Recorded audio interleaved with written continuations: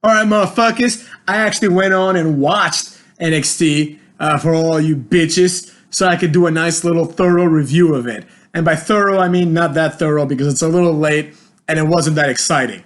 So without further ado, let's get to it. The first thing I want to say is that I had completely forgotten that War Games is coming soon. And they reminded me in this episode, which I did like because War Games is a fun little pay-per-view, a fun little precursor to Survivor Series, which if anyone doesn't know, Survivor Series is one of my favorite pay-per-views of the year, motherfucks. So let's get to it. First up, we had Io Shirai versus Candice LeRae. Long story short, Io Shirai wins. She came out, there was some concert type situation, and it led into her entrance. I dug that. That's pretty cool. Big production value is where it's at. If you can do that kind of stuff, do it because it puts eyes on the show and it's just cool. People look forward to that kind of shit, you know? The way you present something is what matters. Look at the NFL. The NFL, football is not the most exciting sport, but it is the best produced sports show, if you will. NFL football is just fucking awesome to watch. Even the replays, like everything the announcers say, it's good shit. It's how you put on like entertainment. So this had makings of that. Now the match itself was all right. Candice LeRae is good enough. Io Shirai, I like her. She's got a sexiness to her, motherfuckers. So I dig that. Io Shirai wins after Candice fucks up a moonsault, hits a chair, and gets screwed.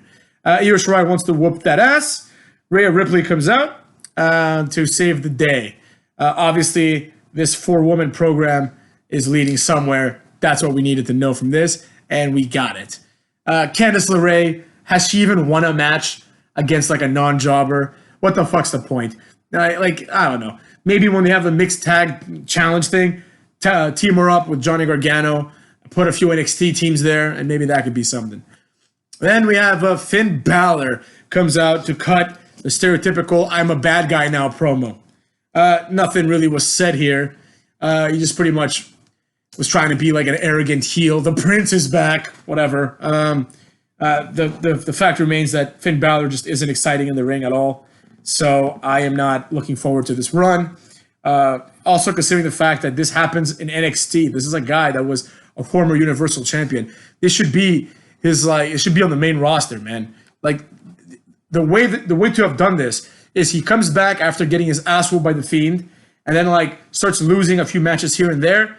Eventually comes to save some jobber, maybe like a Cedric Alexander or a Humberto Carrillo from a beatdown from the OC, turns, joins the OC, and then becomes the Prince, right?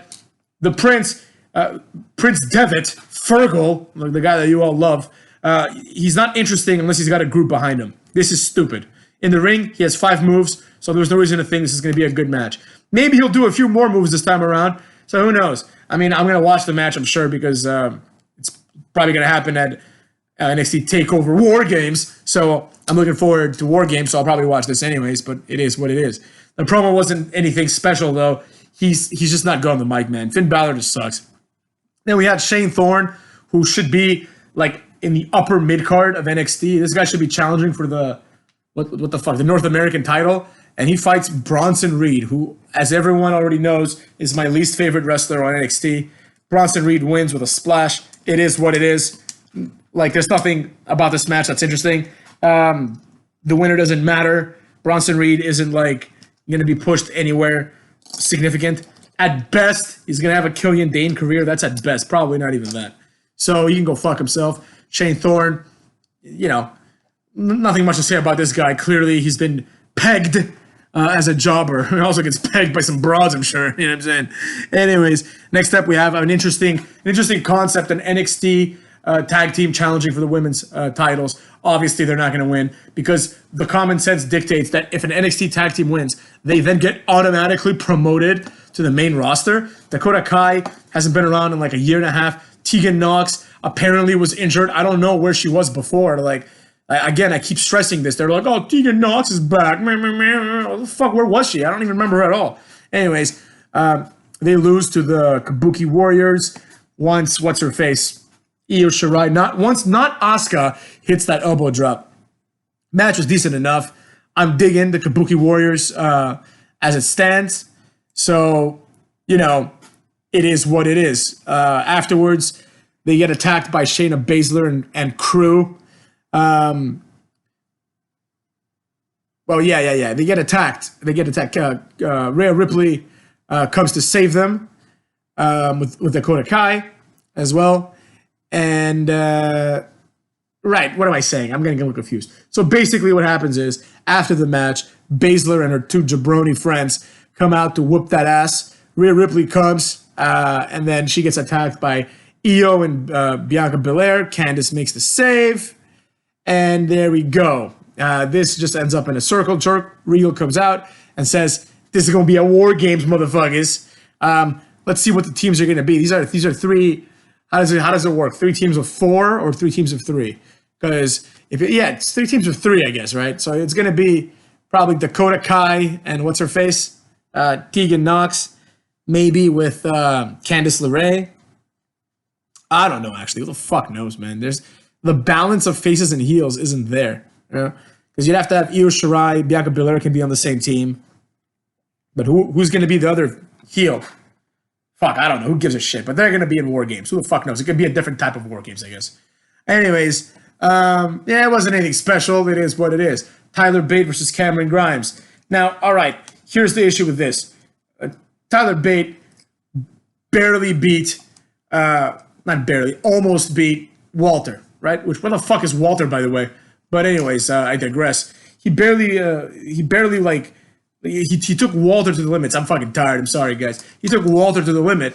And then he loses to Cameron Grimes, albeit he did lose with it was a screwy finish because Killian Dane, that absolute jobber, came out. But nonetheless, Cameron Grimes is being pushed significantly. I don't know why this wasn't on the back of him winning the jobber tournament, but it is what it is. He hits his finishing move, which I believe now is called the cave-in, which is that double stomp thing. And that was that. Nothing special here. And then Kyle O'Reilly and Bobby Fish versus Keith Lee and Matt Riddle. Already this match had War Games written all over it, let's be honest, right? Keith Lee and Matt Riddle aren't on the team. The more logical thing would have been Keith Lee and Donovan Dijakovic suggesting this sort of we took each other to the limit, so now we're going to be friends bullshit tag angle. But that's not what we got at all, motherfuckers. And every time you see a weird pairing against Undisputed Era, and there's something around the corner called War Games, you can bet your ass it's going to be Undisputed Era versus a team of 4 at War Games. That's going to include Keith Lee and Matt Riddle. And guess what, fuckers? This was all proven true after the original bro got destroyed by a high-low. And just like the women's segment, Undisputed Era tries to whoop that ass, but they get saved by Tommaso Ciampa. So, as it stands, that's 4 Undisputed Era dudes versus 3 good guys. Now, either they're going to put in Dominik Dijakovic or perhaps Velveteen Dream if he comes back. And that's going to be, it could be amazing, let's be honest. It could be amazing. There's a lot of good shit in this match. I'm not going to sit here and say that Bobby Fish is an incredible wrestler, but Bobby Fish and Kyle O'Reilly are a good tag team, and they've been in a few War Games now, so that's already exciting, right? We get to see them do that again. And on the other side of the team, Tommaso Ciampa, nothing really special about him in War Games. I mean, I guess it's interesting to see him, but Matt Riddle can do a lot of things, and motherfuckers, Keith Lee can do a lot of shit in War Games. Now let's compare something before we end this video.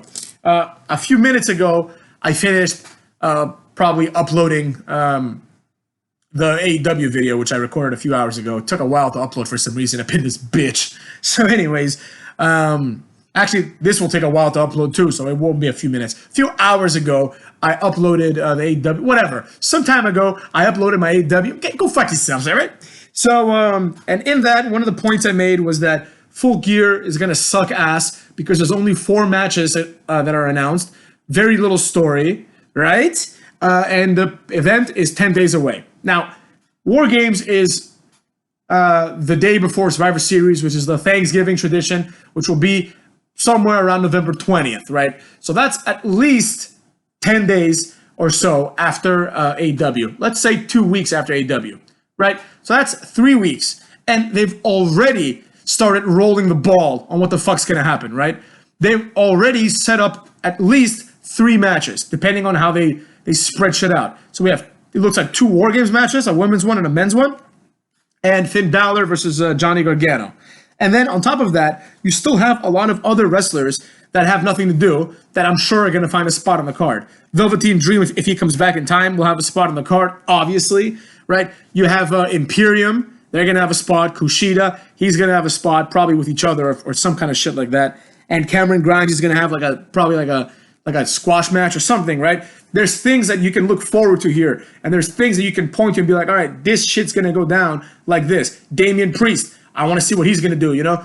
They've done a good job of mixing their, like, well-established stars, like Undisputed Era, with, I don't want to say jobbers, but they're combining them with the likes of Keith Lee, who I think is one of, if not the best guy on NXT right now.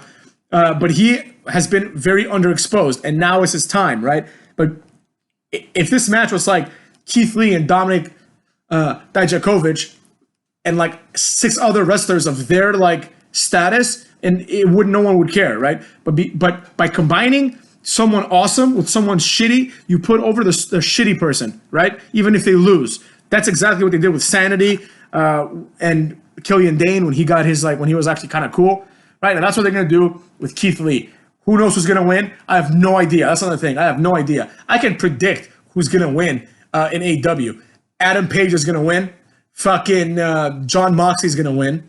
Jericho's going to win. And the 4th match, what's the 4th match? Santana and Ortiz are going to win. That's what the fuck's going to happen. I almost guarantee it, right? The only one I might be wrong about is Adam Page and Pac, right? Just because, like, Adam Page is kind of a jobber, so who the fuck knows what's going to happen with him. But everything else, to me, is very predictable. Now, of course, they could throw a curveball and have other people win. So it'd be interesting to see where that goes. But it'd be more interesting to see where that goes by reading the results afterwards, motherfuckers. But yeah, this show was all right, better than AEW, but nothing to kill yourself over. Like 2 weeks ago, NXT had like an incredible show. Last week it was pretty awesome too. Not the best, but pretty awesome. This week it was all right. It wasn't anything to kill yourself over by any means. And but like it was, to be fair, it was like a match to establish some shit. Now we know that after his 15th championship match, Johnny Gargano has to now wrestle Finn Balor, and Tommaso Ciampa looks to be the guy that's going to get the title shot down the line at some point. He's going to be like the counterpart of Adam Cole in the, what the fuck's it called? In the War Games match, right? Keith Lee and Dominic Dijakovic have a thing with Roderick Strong, and Matt Riddle is also like a mid-card dude, so he can be inserted there, and that could be fucking awesome. So I look forward to War Games. I'm looking forward to Survivor Series. I'm even fucking looking forward to Crown Jewel there, fucks. So we'll see how all those go. I am not looking forward to AEW or whatever, Full Gear, but maybe I'll watch that too if someone invites me to watch it for free or pays me to watch it. So with that being said, this has been The Hater. Long day, motherfuckers. But I do it for y'alls. So with that in mind, take your own dicks out of your pants and shove it up your own asses and go fuck yourselves. All right, fuckers?